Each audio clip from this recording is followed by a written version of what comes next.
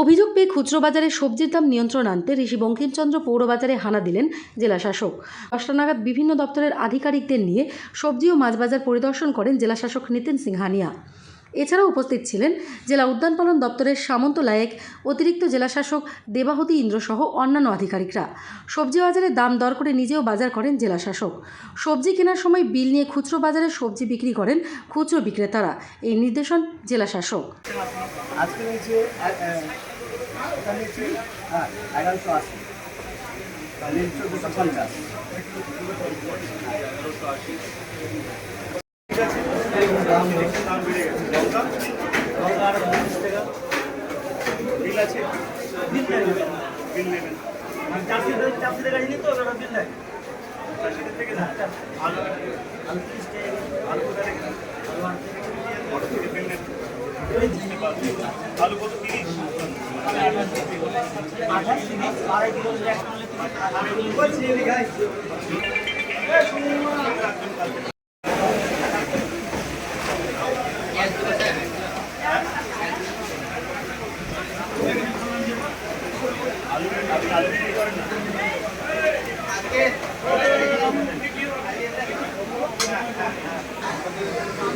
কত আছে বলো?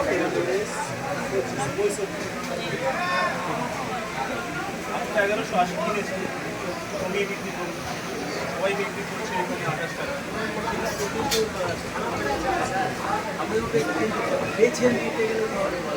এমনভাবে পাচ্ছি একটা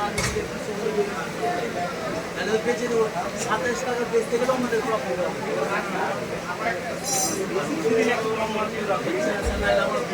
আমরাও তো চাই আপনারা এত মাসে অ্যালাউ করুন, সব জায়গায় তখন 28 করছে, আমাকে 28। আজকে বলে গেলাম আমি 28।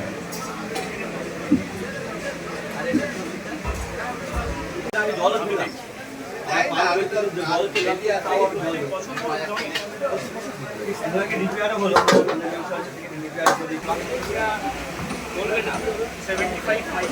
আমরা দেখলাম যে দামগুলো কেমন আছে এবং দামগুলো সঠিক দামে সবাই বিক্রি করে, যেটা অন্যান্য জায়গায় চলছে।